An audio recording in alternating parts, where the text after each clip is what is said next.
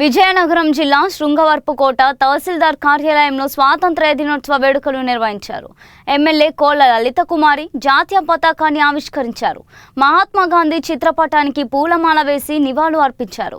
NCC విద్యార్థుల గౌరవ వందనం స్వీకరించారు. స్వాతంత్ర్య సమరయోధుల త్యాగాలు చిరస్మరణీయమని పేర్కొన్నారు. దేశ సార్వభౌమాధికారం, సాంస్కృతిక వైభవాన్ని కాపాడుకోవాలని పిలుపునిచ్చారు. ప్రభుత్వం సంక్షేమం, అభివృద్ధికి ప్రాధాన్యం ఇస్తుందని వివరించారు.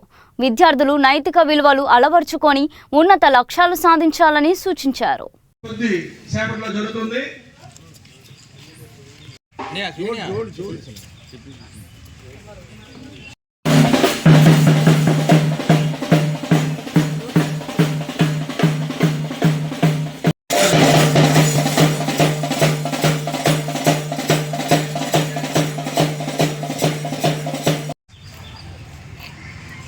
ఆగస్టు 15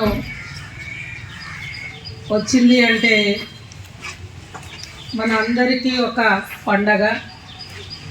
ఏ విధంగా మన భారతీయులంతా సంస్కృతి సాంప్రదాయాలు మన పండగల్ని గౌరవించుకుంటామో, మన భారతదేశ ఔన్నత్యాన్ని, భారతీయుల ఖ్యాతిని మనమంతా బ్రిటిష్ వాళ్ళ చేతుల్లో బందీలుగా ఉన్న ఆనాటి పరిస్థితుల్లో ఎందరో మహానుభావుల త్యాగ ఫలిత కారణంగా ఈ స్వాతంత్రాన్ని ఏర్పాటు ఆనాడు మహనీయులు మన అందరి తెలుగు వాళ్ళ కోసం, భారతీయుల కోసం ఆగస్టు 15 ఆనాడు ఏర్పాటు చేసి, ఆగస్టు 15 అంటే మన అందరికీ ఒక పండగ వాతావరణం.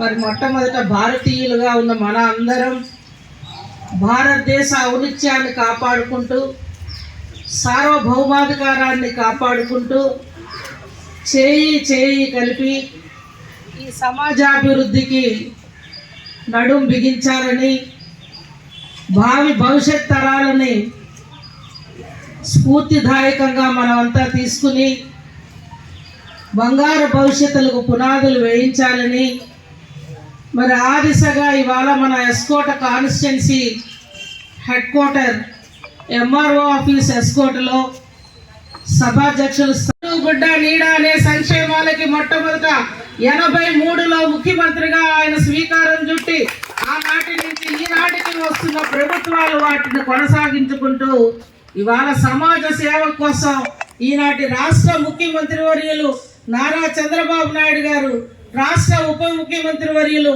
పవన్ కళ్యాణ్ గారు, ఈ కేంద్ర రాష్ట్ర ప్రభుత్వాల పెద్ద మనసుకు మరి మోడీ గారు, మన ప్రధానమంత్రి వర్యులు నరేంద్ర మోడీ గారు పెద్ద మనసుతో అనేక సంక్షేమాలకి రాష్ట్రానికి చేయూత అందిస్తూ మనమందరం కూడా ఈనాటి ఈ సమాజంలో భాగస్వామై ప్రతి ఒక్క పౌరులకి మన సమాజ సేవ చేయాలని, ఆ విధిగా మనం అందరం కూడా ప్రభుత్వానికి తోడుండాలని, ఏదైతే గత ఎన్నో ఏళ్లుగా మన రైతాంగం